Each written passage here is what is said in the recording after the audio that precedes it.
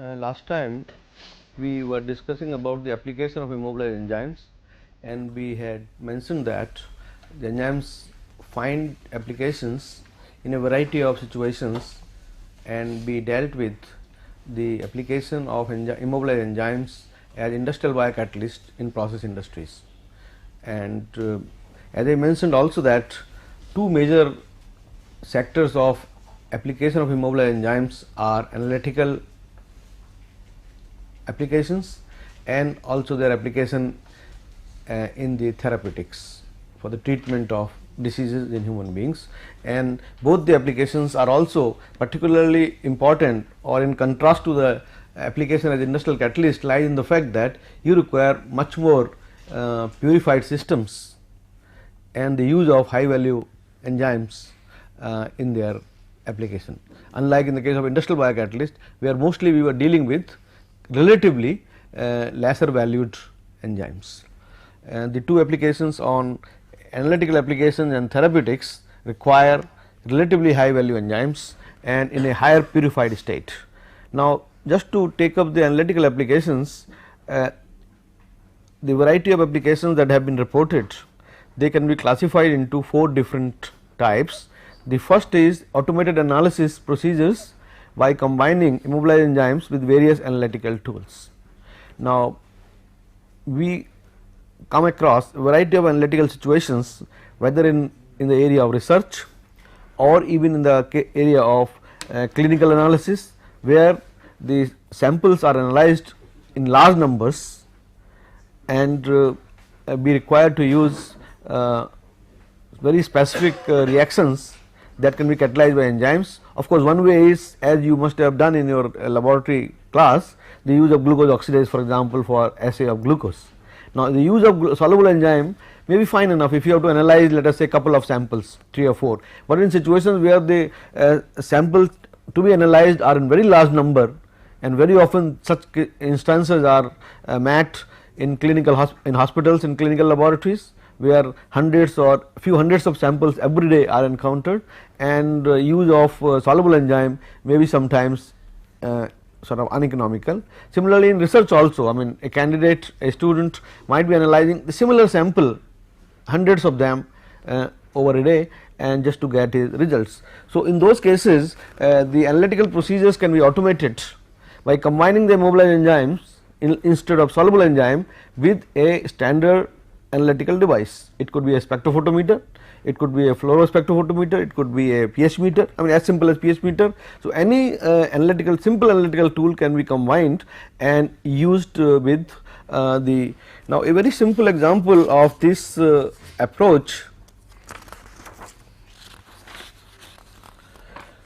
was reported by Hicks and Updike way back in 66, almost in the earliest. And another point I think I like to illustrate, that incidentally the bulk of the analytical applications were the earliest uses of immobilized enzyme. In fact, their application in process industry was adopted much later than they were used in analytical applications, and obviously that means basically the cost implications are much more severe in analytical section.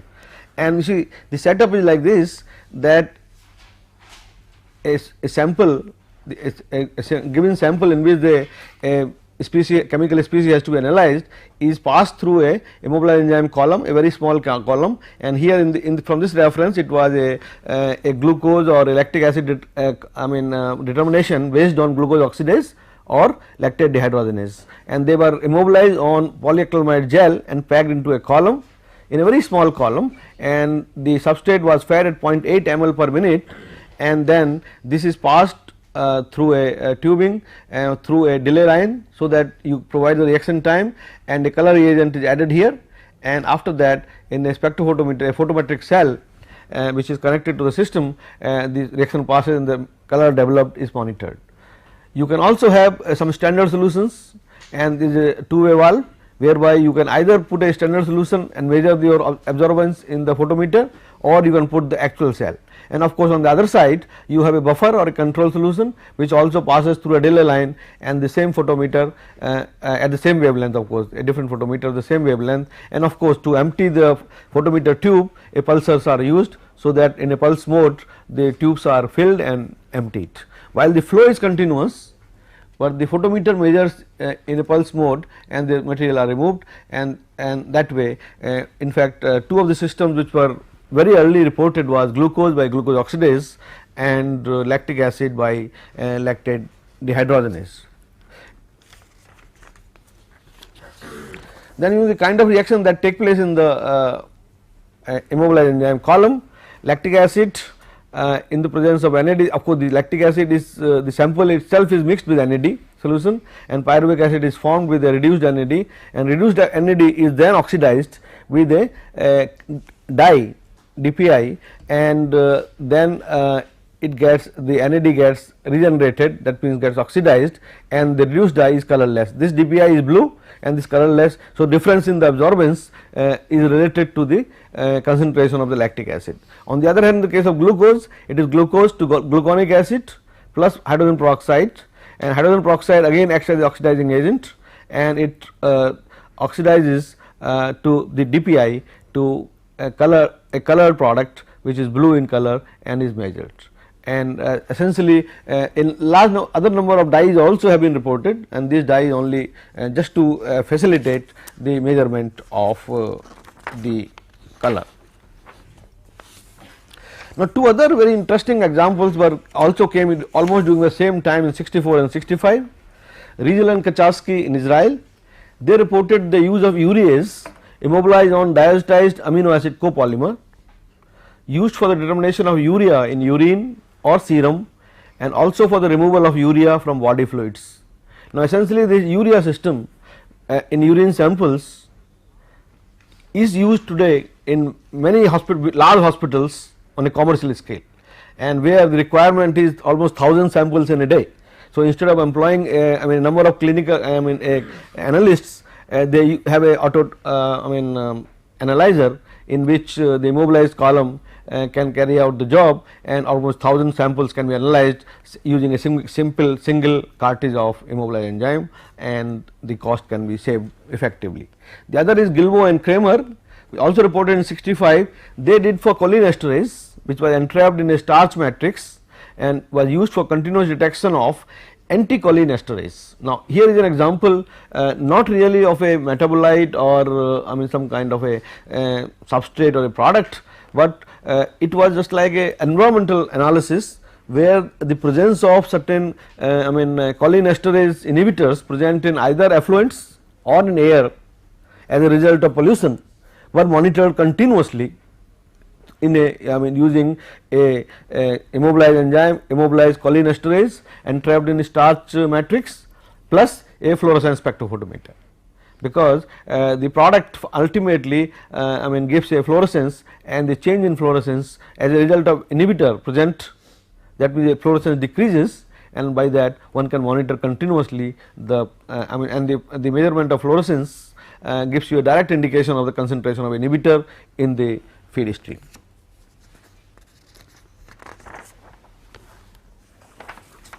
The second class of analytical applications are immobilized enzyme electrodes. Of course, although I have listed it second, but I think it has become commercially a very important sector of analytical tool. Now, what is essentially an enzyme electrode, or very general we call it a biosensor as an analytical device. Essentially, it is a very crude definition could include it as a hybrid device where a biological recognition molecule or a cell component is integrated with a physical or chemical detector we know as transducer to utilize the selective analysis of a biochemical species in a sample. So, basically you must notice that there are three distinct sort of segments. One is a biological unit which is integrated with a transducer, and the third is your annihilate. Now, these three systems, the biological unit, transducer and the annihilate, have to have a linkage. That means, this annihilate must be able to recognize this biological unit, there must be an affinity between the two, and secondly the substrate or the product of the reaction which comes out as a result of this interaction must be able to generate a measurable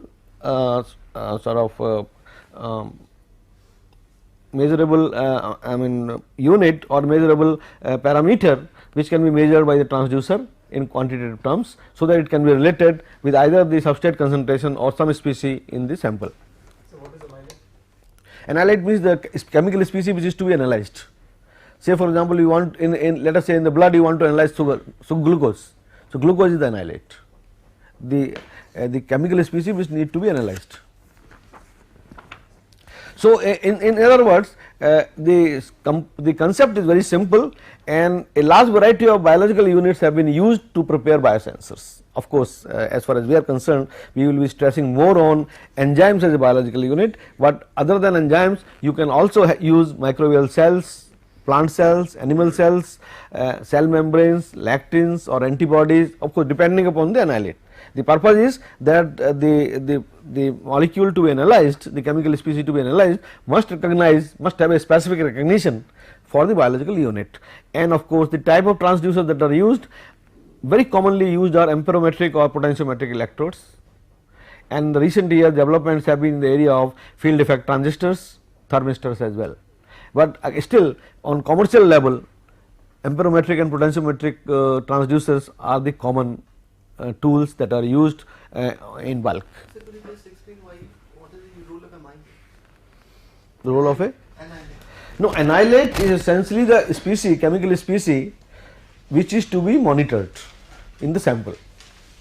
Say for example, if you want to monitor urea in urine sample, urea is an annihilate, urine is the sample, the fluid to be analyzed, and the biological unit which is recognizing that annihilate is the material, either an enzyme or a cell which has some affinity for that molecule, and you need a physical transducer which can sense either the substrate or the product or any other signal which is generated through the reaction.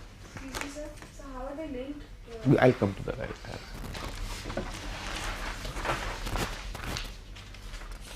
Just again to illustrate schematically the same concept of a biosensor. Now you have, I have just taken here a substrate as a molecule to be analyzed in any given system. You have an immobilized enzyme, this is immobilized enzyme. Now this the substrate molecule recognizes the enzyme species present on the immobilized enzyme.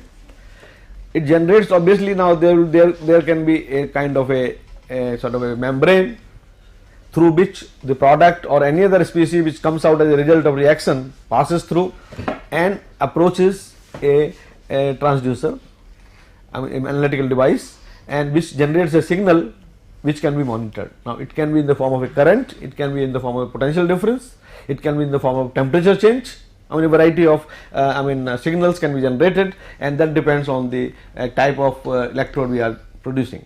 Now the basic concept is that choose an appropriate combination of biological and transducing elements. That means choose a biological agents, we are emphasizing on immobilized enzymes which will recognize the annihilate. Secondly, convert the recognition process into a physicochemical change, either current, voltage, temperature, which either directly or indirectly generates the current. Into a physicochemical change which either directly or indirectly generates the current. And of course, in the electrical circuit, current is a very easily measurable parameter. And of course, just to make it suitable for repeated use, we need to immobilize the bioelement. Theoretically, the system can also be used in a soluble form also, but just to make it a continuously usable system, the bioelement is immobilized. Now what kind of electrodes usually are used? Now basically what we use, say take for example your pH electrode in a laboratory. Now pH electrode is a transducer, one of the transducer which can be used in the case of an enzyme electrode. What you need to simply do is, at the tip of the electrode you need to insert by some mechanism an immobilized enzyme layer. at the tip, so that when you dip that electrode into a sample liquid, the sample comes in contact with the immobilized enzyme layer, usually in the form of thin film, and the reaction takes place. The product goes through, and it is sensed by the pH electrode, and pH electrode essentially is a potentiometric transducer. It generates the potential, and that potential is measured, and of course calibrated in the form of pH change, and that can be used simply. Similarly, a number of ion selective electrodes which also function on the same principle of potentiometric transducer can be used as transducing element. Now in the case of, just as a principle, the enzyme is bound to an ion selective electrode that will detect the presence of a substrate or product. That means if the substrate is, let us say, ionizable, it can measure that, or it can measure a product. Of the enzyme catalyzed reaction, the transducer measures the potential difference between a reference and a sensing electrode. Basically, we are not doing any manipulation with the sensor, the transducer. We use as it is the readily available, commercially available transducer. It could be a DO electrode, what you use in fermentation, in a fermenter for measurement of dissolved oxygen, because that is amperometric transducer. Essentially, it measures current. On the other hand, a simple pH meter or a ammonium ion electrode or a carbon dioxide electrode, they are potentiometric transducers. On the So that is enzyme is immobilized on the electrode, on the sensor. no, that mechanism can be developed, but essentially it should be in proximity with the electrode. That means at the tip it should be next to the sensing site of the electrode. I'll illustrate you how do we do that. The principle, basic principle is that it should be in the proximity of the sensing site of the transducer. Now, how do you do it? There are ways and means. One can manipulate and develop number of strategies, like a amperometric Clark type dissolved oxygen electrode, what you use in the case of your fermentation fluids for measurement of dissolved oxygen. They are based essentially on platinum cathode and a silver anode, which is immersed in saturated KCl, which is separated from the test solution by a PTFE membrane. That means at the tip of the transducer you have a PTFE membrane, so that the sample in which the analysis has to be done for dissolved oxygen is separated from your KCl solution, because they should not get mixed, and a potential of about 0.5 to 0.8 volts, a constant value, is applied, because this temperature, this voltage applied will determine the calibration of the current which is generated as a result of dissolved oxygen when it comes in contact with the electrode. The potential of 0.5 to 0.8 volt is usually applied across the electrode, and the current generated is proportional to the concentration of the substrate in the sample. Now, essentially the current generated essentially is reflected by dissolved oxygen concentration, because on the cathode it is the oxygen which essentially takes up the protons generated as a result of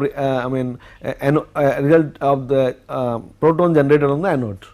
So, basically it is dissolved oxygen, but essentially this dissolved oxygen is a function or is a parameter which is participating in the reaction. So, any reaction, enzymatic reaction, and usually there will be oxidoreductases, redox reactions, if they consume oxygen or give out oxygen, a difference in the dissolved oxygen can be used to measure the substrate.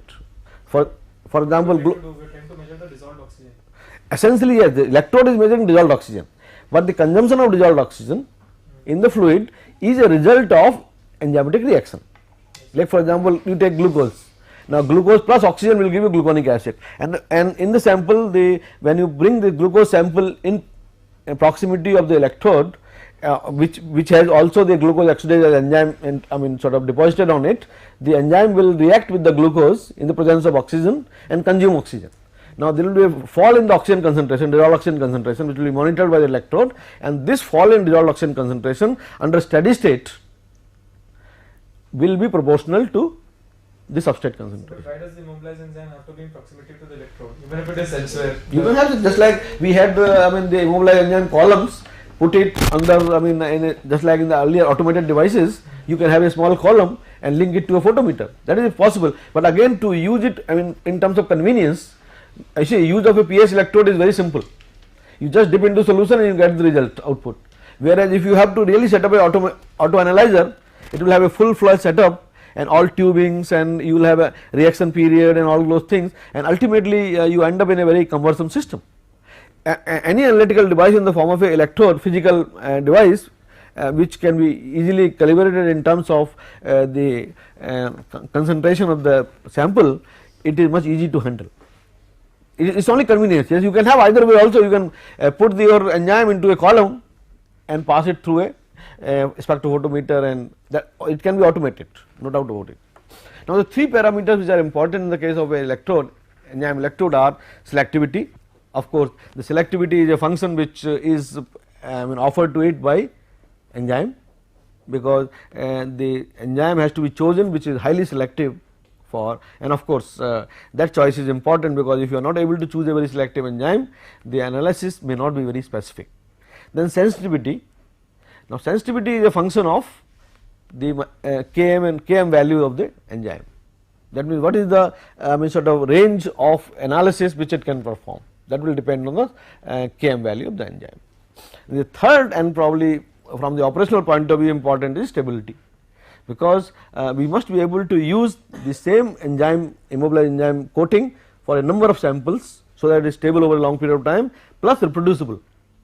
That means, if the of course a single cartridge, usually enzyme is immobilized enzyme is supplied in the form of very fine sort of sandwich between a membrane, so that they can be replaced on the tip, and they can be, just to show you a picture of a typical enzyme electrode, which of course we used right in our own laboratory. It is a dissolved oxygen electrode, simple one, which showing different components. You have a gold cathode, silver anode, and Teflon membrane at the tip. That is your the main electrode has a Teflon membrane on the tip. Now this Teflon membrane, over which we put another dialysis membrane, which separates the immobilized enzyme. Enzyme is immobilized in the form of a thin film. Enzyme can be immobilized in the form of a thin film, and particularly in this case, the study which I was referring, we immobilized enzyme in cellulose acetate membrane, and the enzyme is and just to provide it support, it is inserted between a dialysis tube. So the dialysis tube provides a permeable and which is permeable to, let us say, a small sample like glucose, a small molecular weight compound like glucose freely, and which is put on this Teflon membrane, which is already present in the dissolved oxygen electrode. And then of course, the other system, what you see, a sort of a sleeve, this sleeve was just to insert the enzyme film or enzyme membrane onto the electrode as a rubber sleeve, so that you insert on the tip the enzyme membrane.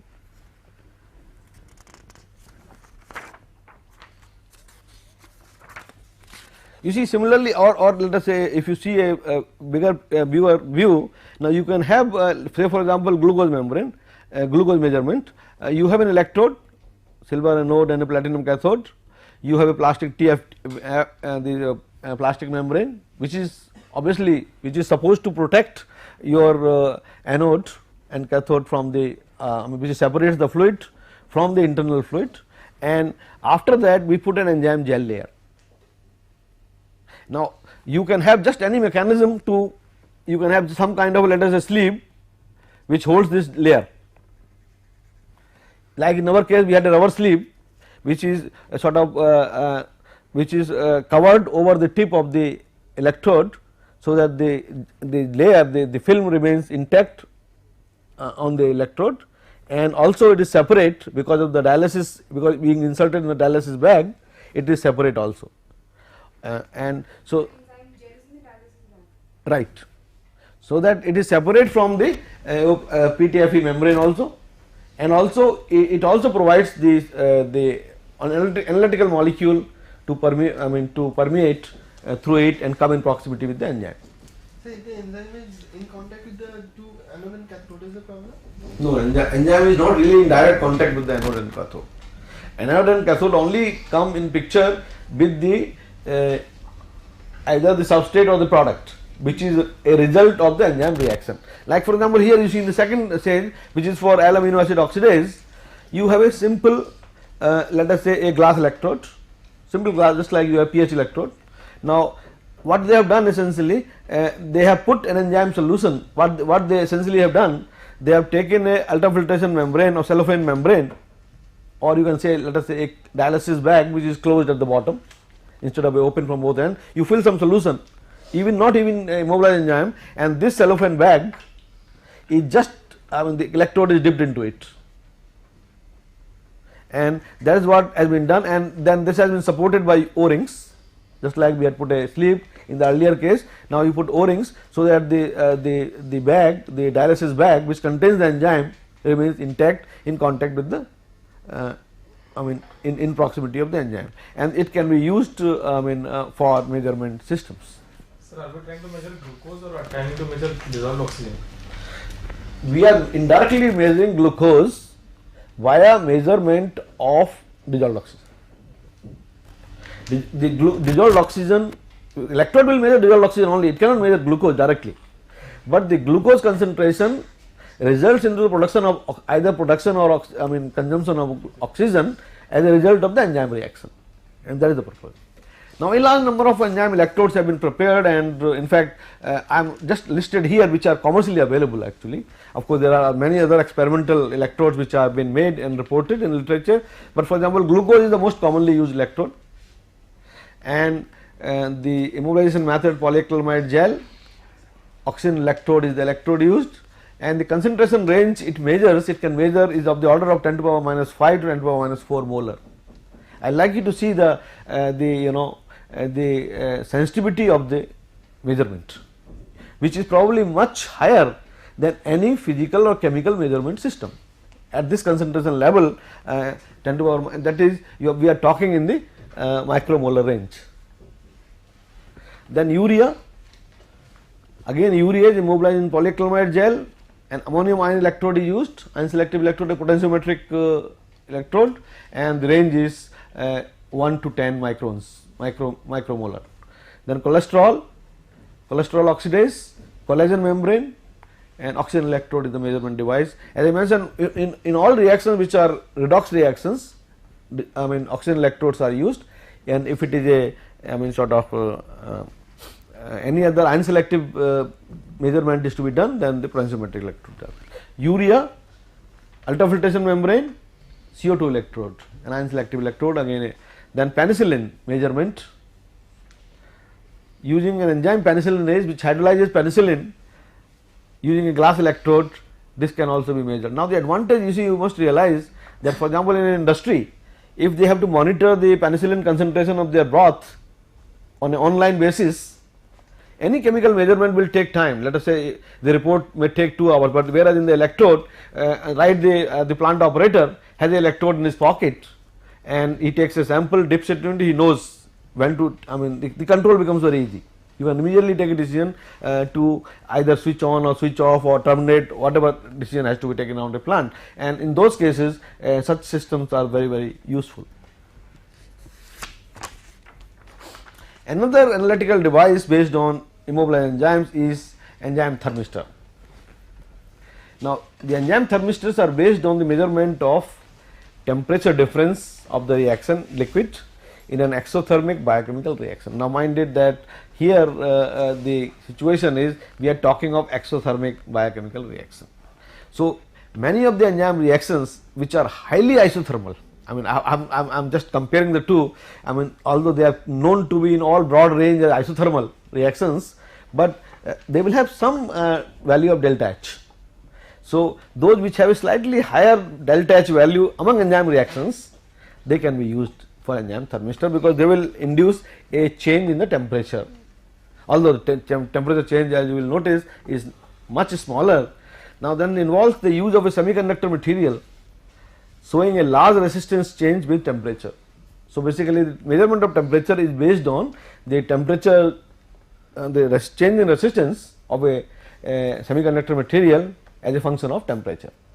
And of course we know for semiconductors the expression which relates the resistance with reference to temperature, T1 and T2, resistance changes, and all those materials and semiconductors are known to have a high change in resistance as a function of temperature, and they are used here as the sensing device. So, basically thermistor, here thermistor is nothing else but a semiconductor material which is connected to a circuit which measures impedance, and that can be used, that if that is put at the tip of the the effluent stream of the immobilized enzyme reaction, you can use it for measurement of temperature. Now, essentially in practice a well insulated immobilized enzyme column is used. You take a very fine small column and insulate it, and I think the most difficult part of the enzyme thermistor is the very high order of insulation required, because the temperature which we are measuring is probably a fraction of the integer, in some time as low as 0.01 degree centigrade, 1/100th of it centigrade. That is the kind of temperature change we are talking about, and so very high order of insulation, and the effectiveness of this system depends on the insulation, quality of insulation one can provide. Now, the thermistor is mounted at the end of the fluid. For example, this is the immobilized enzyme, let us say material column, and you feed the sample through a pump, and you have a small heat exchanger which maintains in a very controlled range the inlet temperature, and at the outlet temperature is monitored by a thermistor which is installed at the outlet end, and is connected to a measurement circuit and measures the impedance. The delta T is indicated by the change in impedance, and as I mentioned, the range of the temperature measurement for different enzymes lies in 0.004 to 1 degree centigrade, and obviously higher this change is, I think the system can be more effective. Usually it has been noted that only those enzymes which can generate a temperature change more than 0.1 degree centigrade are effective. Of course, 0.004 is an academic exercise, but you need some measurable, reliably measurable amount of temperature change. Now, the suitability of the enzyme thermistor depends on the enthalpy change associated with the biochemical reaction. As we mentioned that we have if the more the exothermic reaction we are handling, I think the system can be more effective. And if you look into some values of delta H, in the case of catalase it is 100.4 kilojoules, and this is probably one of the highest delta H value in the case of enzymatic reactions. And this gives almost about a temperature change of 0.2 to 0.3 degree centigrade, which can be very easily monitored.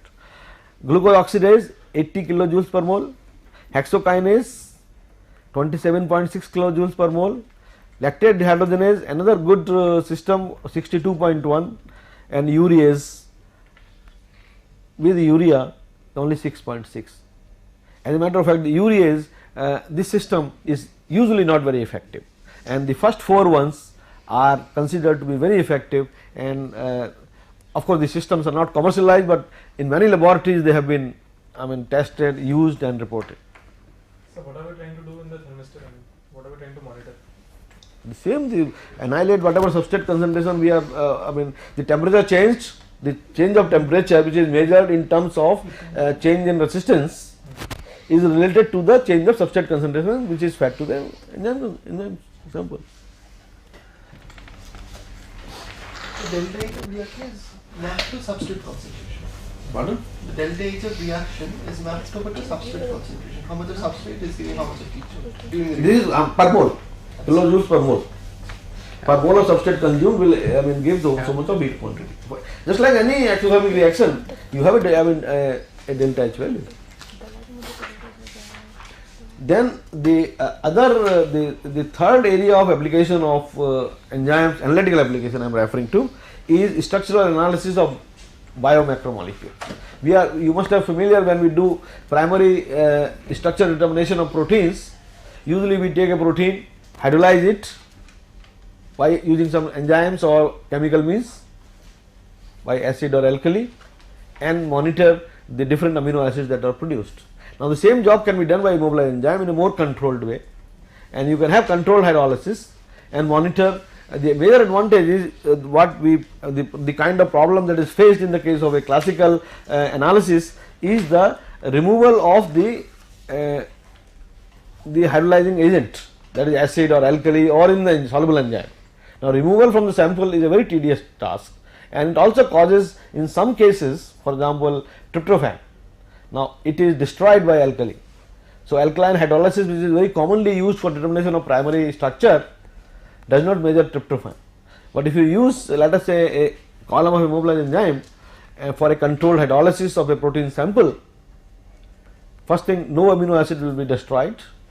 They will also even liberate the D amino acids, if there are, of course, which are very, again, very uncommon occurrences in proteins, D amino acids, very uncommon occurrences in proteins, but they can also be analyzed. And therefore, you see, the basic concept is that if we can analyze amino acid composition of proteins by using immobilized proteases, or base composition of nucleic acids if we use immobilized say phosphatases. If you take the phosphoesterases and immobilize them, then you can have the base composition, because the hydrolysis will yield, and then you can have a very controlled hydrolysis and see the sequence. The major advantage in the principle remains the same as in the case of soluble enzyme, but the preparation of the analytical samples becomes very easy, because then you do not have to separate the hydrolyzing agent, the catalyst. You can simply either filter it off or centrifuge, and your sample is ready for analysis. Then and a major advantage again is in cases where sample contains amino acids that decompose by acid or alkali, such as tryptophan, and detection of D amino acids. In fact, in many cases in the chemical analysis, detection of D amino acid is difficult, because it gets destroyed. I will skip another one before I come. The other analytical application sector was as a therapeutic agent. Now, which is I mean, you will recall that with development in the availability of different enzymes, and particularly the understanding of the molecular basis of diseases, the use of enzymes as therapeutic agents is by and large increasing. The conventional use of enzymes in therapeutics has been the use of proteases for a variety of situations that range from digestion aid to even treatment of certain diseases which involve the, let us say, the availability of one of the enzyme or removal of some metabolite from the body. So, those cases, the very large range of application sectors in the therapy have been known with soluble enzymes. But the use of soluble enzymes has certain very serious problems, and the problems listed are here. One is that enzyme has a higher molecular mass, a very large molecule protein, and impermeability through biological membranes. In fact, the efficacy of any drug or a therapeutic agent depends on its permeability through biological membranes, and even a chemical drug, I think its efficacy will depend if it can permeate through the biological membranes and reach to the site. So, basically the larger the molecule as the enzymes are, it poses a serious problem in the permeability, and particularly you know that the most toughest biological membrane through which the drug has to permeate is brain membranes. And as a matter of fact, almost all drugs which are required to be given for action at brain as a site, the concentrations are very high, almost 4 to 8 times more that of the same drug if it is used at some other site in the body. Say for example, steroids, if they have to be administered for some inflammation in some side, leg or hand, you can give a very small dose and it will reach to the site and treat the patient. But if the inflammation is in the brain, I think at least 10-fold concentration of the drug is required to be administered, because lesser than that it will not even permeate to the brain membrane, and so giving it will be useless, it will go all over the body excepting brain. And that problem, and essentially if you give the higher dose, you run into another problem of side effects, because most of the drugs, there is no drug which is free of side effects. Any drug you take, of course you are taking it to cure a disease, but slowly, or I mean you are also getting exposed to certain side effects. So therefore, the high molecular mass which results into impermeability through the biological membranes is a major problem. Then I think another problem is instability to denaturation in biological fluids and proteolytic attack. Now ultimately the drug has to reach into the biological fluids, say blood, or let us say if it has to reach to stomach. Now the fluids have very strong conditions. For example, the fluid in the stomach will have a very low pH, there might be certain inhibitors present for the enzyme which might reduce the rate of reaction, or there might be some proteolytic enzymes present and they can inactivate the enzyme protein. So, those are the problems, and in fact any therapeutic device must take care of these problems if it has to be effective. That means one should ensure that what is the site of action required, what is the biological milieu there, what is the chemical milieu there, what are the inhibitors present, what is the pH, what is the temperature, and then only the enzyme function can be ensured. Then I think third is antigenic properties, hypersensitivity and immunological reactions. Now, enzyme being a protein or rather a foreign protein to the body is equipped through antibodies to generate immunological reactions, and they can also be problematic. And in fact, the administration of any enzyme for therapeutic application must overcome these problems. And of course, a number of enzymes, a number of approaches have been used to overcome these problems, and some enzymes have become easily admissible. I would like to illustrate only one example which has become quite interesting. Say for example, in the case of patients who suffer from partial kidney failure. That means now kidney is probably one of the excellent example of a filtration system, highly specific filtration system in the body. No, I do not think that any other filtration device is available which is so specific and so lasting. And now, but still in some cases the partial failure takes place and the kidney is not able to filter out or select or remove let us say urea from the, so the urea concentration in the bloodstream increases and it can cause many metabolic problems and ultimately fatal, ultimately death. Now, the conventional treatment for that, of course there are other therapeutic the chemical treatment, but at the last resort is to put on dialysis system. That means dialysis is something like an artificial organ. It is like an artificial kidney that you take out the blood from the and put in a extracorporeal shunt, which is where the liquid passes. This is a living body and the blood passes through the a dialysis membrane, a dialysis device in which the blood is dialyzed against a dialysate, a buffer, usually a buffer. And now the quantity of buffer that has to be administered or that has to be passed in the conventional dialysis unit is 100 to 300 liters. This is the range. Of course, in cases where the concentration of urea, the concentration of urea is much larger in the bloodstream, you may have to require more fluid to pass. And because of this large volume required of dialysis, usually a patient has to be sort of hospitalized, and the whole setup of a hospital has to be used for dialysis. And obviously, the dialysis, the dialysate removes the metabolites, urea in this case, and the urea level in the blood is brought down.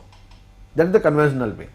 Now, essentially, as I mentioned, that this system which is followed, which has been followed in the past, has a lot of problems. One is that the patient, after some time fails to respond to dialysis. If the concentration goes very high, the volume of the dialysate required is very large, the frequency required is very high. That means initially you start, let us say, a dialysis once in a month, he may end up daily dialysis, and daily sort of putting him on dialysis in a hospital is also a very difficult task, because ultimately what you are doing, you are circulating the whole of his body blood through a dialysis system. It's a very tedious system to look at, and you are just putting a secondary circulation system for blood which already exists in the body. The alternate to that is use of immobilized urease, and this is an example of an artificial organ which is commercialized, which is available commercially, and with such a system a patient does not have to go to hospital, because the quantity, the volumes of the dialysate there required is only about a liter, 1 liter, which he can safely install in his bed, at the site of his bed in the house, and use itself. The system, what it does is essentially that the principle remains the same. You take blood in, and dialyzer unit is a little compact, same dialysis bag, only thing is much smaller, because as soon as the urea comes in the dialysate, instead of being thrown out, it is passed through a immobilized enzyme column. Usually, the one which is shown here is a microcapsule, in which an annexing resin and the enzyme has been immobilized in microcapsules. So, the urea present in the dilazate which comes out in the the dilazate is hydrolyzed to ammonia. Ammonia is absorbed by the ion exchange reagent. Of course, carbon dioxide is not bothered about, because carbon dioxide, even if it reaches in the blood, the body has a capacity to sort of exit out through lungs, assuming that the lungs are functioning properly of the patient. So, carbon dioxide can be left out, but ammonia cannot be sent back to the body, and ammonia is removed by ion exchange reagents, and other metabolites which are generated, if any, in the in the sample, blood sample, they are taken care by activated carbon. And the same the sort of body fluid or the blood through a system is then sent back to the into the patient corpus, and such a system functions. And the advantage here is, you notice, from the practical point of view, instead of a dilazate volume using about of the order of 300 liters, we are talking of 1 or 2 liter of dilazate, and because you are regenerating the dilazate by removing the urea formed in the system, and that kind of a system is commercially available now. And of course, in the box is an expanded view of the column, in which the enzyme contains the enzyme, the immobilized microcapsules contain the enzyme and the ion exchange reagent. The reaction takes place, urea gets into carbon dioxide and ammonia. Carbon dioxide is let off in the bloodstream for the body to take care, and the ammonia is taken care by the immobilized the ion exchange beads, and the size approximately of these microcapsule is of the order of about 200 to 800 microns, very fine microcapsule, almost like a tiny cell, and they are packed, and this system is operable. So, what in fact I just wanted to conclude the lecture was that besides besides the use of immobilized enzyme as industrial catalyst, the immobilized enzymes has a major role to play even for analytical devices and for therapeutic purposes. Now, I must stress again that at least these two applications have lesser implication as far as the economics is concerned. I think the issue of economics is very, very important in their use in the process industries. For therapeutic purposes, economics is secondary, because the primary is the effectiveness of the system, the safety of the system. Analytical systems also, because the quantity of enzyme required are so low that probably the economics rather is always in favor, because you save tremendously in the cost of labor.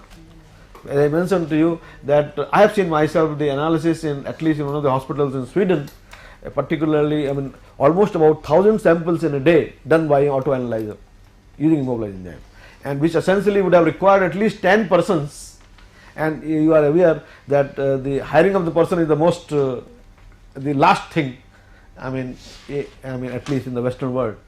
They will try to replace any person with a machine that is cheaper, and the cost of analysis works out to be very cheap, if you compare it with the hiring a person, and also more reliable. The human error is by and large avoided. So I will stop.